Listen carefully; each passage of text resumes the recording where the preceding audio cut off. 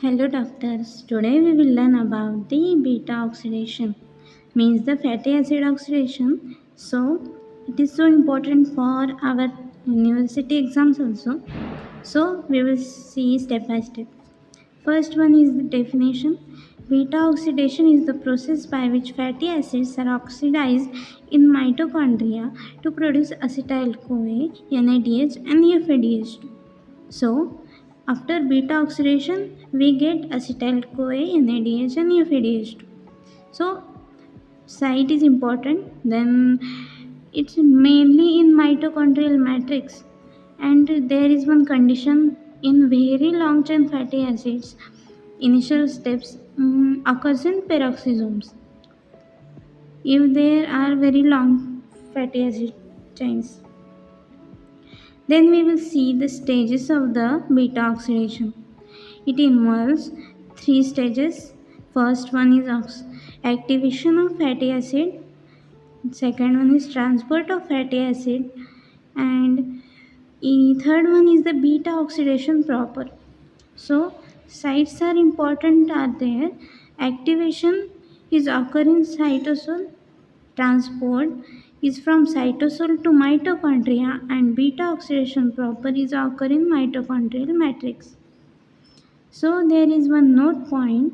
The erythrocytes and adrenal medulla cannot utilize fatty acids for energy requirements because erythrocytes does not contain mitochondria. Let's see the first step. Fatty acid activation. Fatty acids are activated to acyl-CoA by thiokinase or acyl-CoA synthetase. These are the enzymes thiokinase or acyl-CoA synthetase. This is occur in two steps. Requires coenzyme A, Mg plus 2 and 2 high energy phosphate means ATPs. So, first of all, fatty acid attached to ATP and form acyl adenylate. And then second step is acyl adenylate plus coenzyme A form acyl CoA. Formation of acyl CoA, that means the fatty acid oxidation.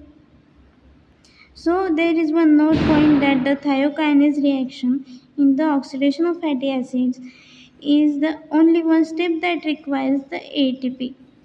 Afterwards, there is no requirement of ATP in other two steps. So the second step is transfer of acyl CoA into mitochondria. You should remember that fatty acid synthesis occurs in the cytosol and then oxidation occurs in the mitochondria. So transport is necessary for this beta oxidation. So inner mitochondrial membrane is impermeable to fatty acid. So what can we do?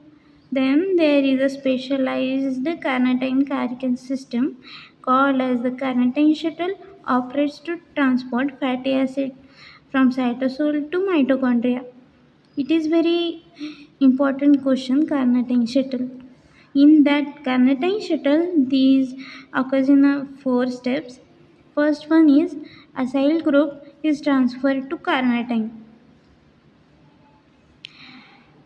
and then carnitine is there is name of this carnitine, and this step is catalyzed by enzyme carnitine palmitoyl transferase first, CPT1, present on outer surface of inner mitochondrial membrane.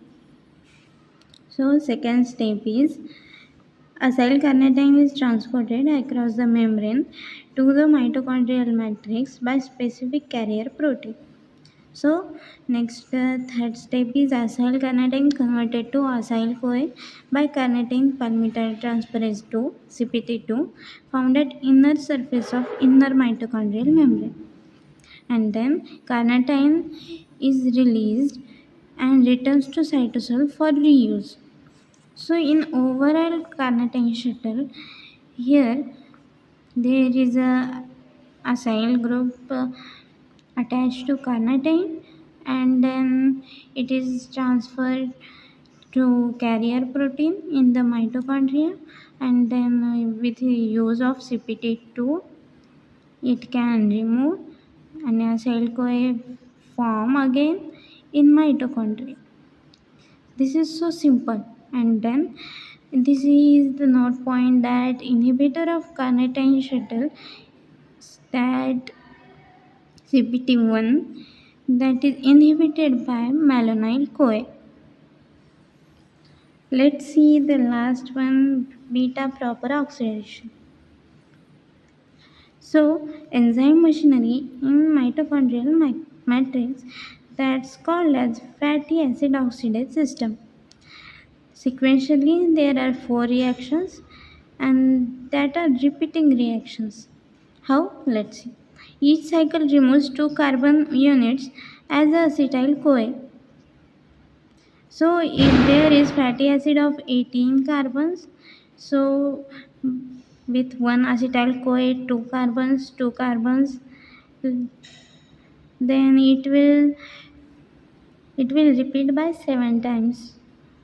Okay, then the four reactions, then the first one is the oxidation, that called as dehydrogenation reaction.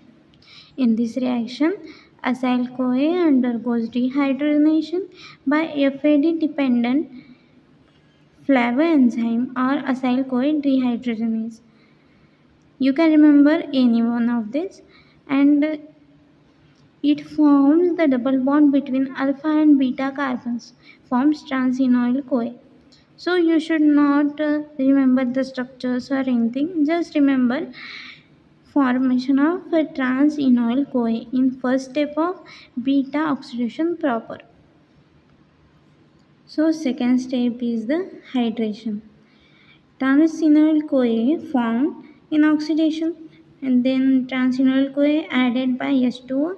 The enzyme is enoyl CoA hydratase and form beta hydroxy acyl CoA.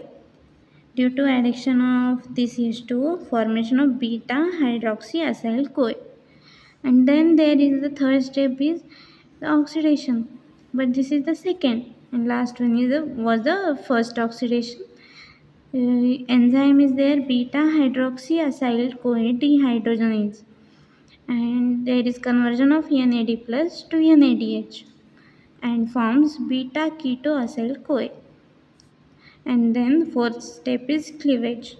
Liberation of two carbon fragments, acetyl CoA, form from acyl CoA. This is the active form of the fatty acid, and then the formation at last acetyl CoA, catalyzed by beta keto acyl CoA thiolase, and produces acetyl CoA and shortened fatty acid acyl CoA, two carbons. Cycle repeats until entire fatty acid is converted. Let's see one example. Palmitic acid that contains 16 carbons.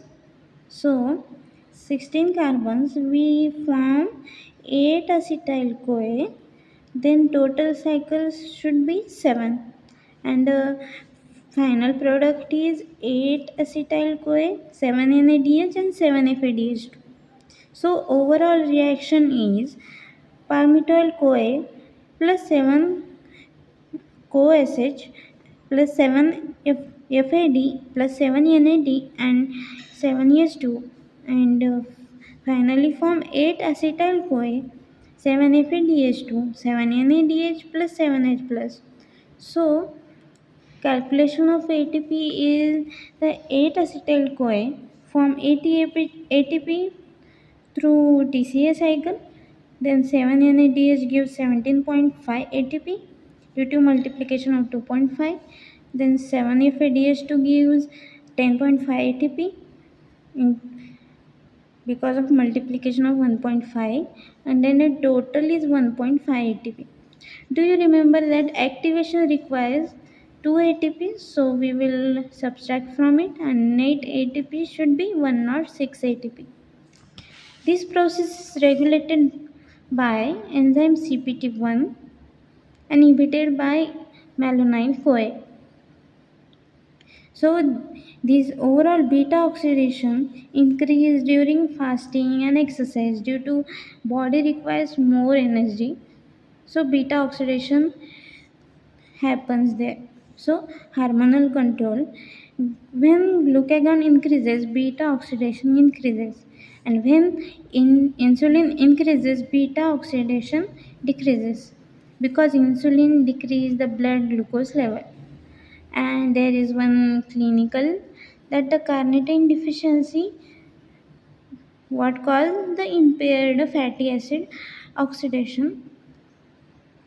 Okay, if you really understand this clearly, or any mistakes or any complaints are there, please comment, like, share, subscribe. Thank you.